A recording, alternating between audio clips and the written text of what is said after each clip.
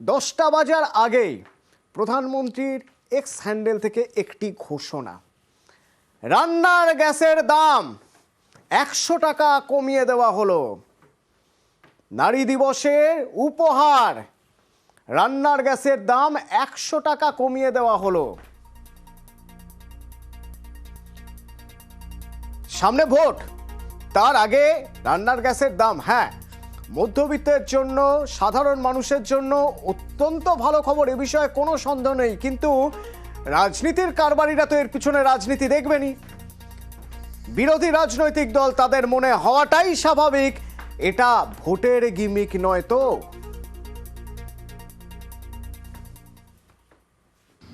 দেশের মানুষ জানে 2014 সালে বিজেপি ক্ষমতায় আসার আগে রান্নার গ্যাসের দাম ছিল 400 টাকা, সেটা বিজেপির আমলেই 1200 টাকা হয়েছে।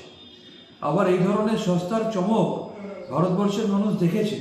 তারা দেখেছে উত্তরপ্রদেশের নির্বাচনের আগে কিভাবে 2 মাস পেট্রোল ডিজেলের দাম বাড়েনি, তারপর নির্বাচন হওয়ার পর ফলাফল ঘোষণার আগেই তারা দাম বাড়িয়ে দিয়েছে।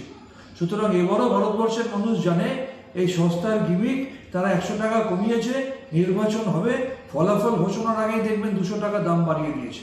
সুতরাং এই সমস্ত চটকদারি রাজনীতিতে এবারে আর ছিঁড়ে ভিজবে না। ভোটের গিমিক, ভোটের জন্য দাম কমানো হচ্ছে। তৃণমূল যেমন বলছে, অন্যান্য বিজেপি বিরোধী দলগুলো একই কথা বলছে। বিজেপির কি সাফাই?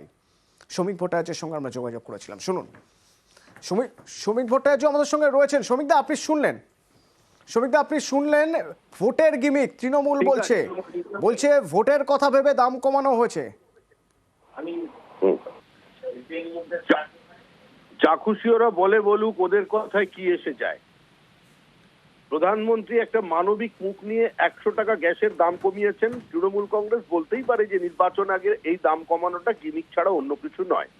এর আগেও প্রধানমন্ত্রী দাম কমিয়েছেন। ভারতবর্ষের বিভিন্ন প্রান্তের অকংগ্রেসি শাসিত রাজ্যের মুখ্যমন্ত্রীরাও পেট্রোলিয়ামজাত পণ্যের দাম কমিয়েছেন, রাজ্যের শেয়ার কিছুটা ছেড়ে দিয়েছেন মানুষকে কিছুটা রেহাই দেওয়ার স্বার্থে। কিন্তু আমাদের রাজ্যের মুখ্যমন্ত্রী তিনি তো এগিয়ে থাকেন, এগিয়ে রাখেন। তিনি তো কেন্দ্রের প্রত্যেকটা পরিকল্পনা, প্রত্যেকটা প্রকল্পকে একটা কাউন্টার করেন, চ্যালেঞ্জ দেন।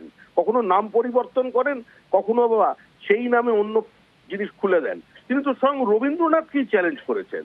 রবীন্দ্রনাথের গীতবিতান, মুখ্যমন্ত্রীর কবিতা বিতান। তো এই ক্ষেত্রে যদি প্রধানমন্ত্রী 100 টাকা দাম কমিয়ে থাকেন, উনি 150 টাকা অন্তত কমিয়ে দিন। কমিয়ে দিয়ে বলুন হাম কিসি সে কাম নেই, বেশ করে নেমে পড়ুন। এখন তো নির্বাচন এসে গেছে, যে যাই চেষ্টা করার করে যান না কেন। 2024 সালের 15ই আগস্ট দিল্লির লালকেল্লা থেকে আবার জাতিকে সম্বোধন করবেন নরেন্দ্র দামোদর দাস মোদী।